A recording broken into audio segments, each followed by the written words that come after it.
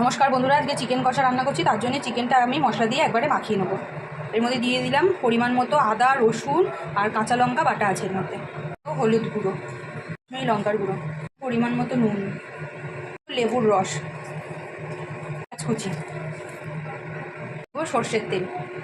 আর এটাকে ভালো করে মাখিয়ে নেবো। চিকেনটাকে ভালো করে মশলা দিয়ে মাখিয়ে রেখে দিয়েছি। এবার খানিক চিকেনে আলু দেবো। এই আলুগুলো আমি লাল লাল করে ভেজে নিয়েছি, এবার তুলে নেবো। আর ওই তেলে আমি তেজপাতা আর গোটা গরম মশলা ফোড়ন দিয়ে দিলাম। এই পেঁয়াজ কুচি দিয়ে দিলাম, ওর মধ্যেও পেঁয়াজ কুচি দিয়েছি। আর কটা পেঁয়াজ আমি এরকম ভেজে নেবো লাল লাল করে। পেঁয়াজগুলো লাল লাল করে ভাজা হয়ে গেছে। এবার ম্যারিনেশন করা দিয়ে দিলাম। মশলা ধোয়া জলটাও কিন্তু দিয়ে দেবো।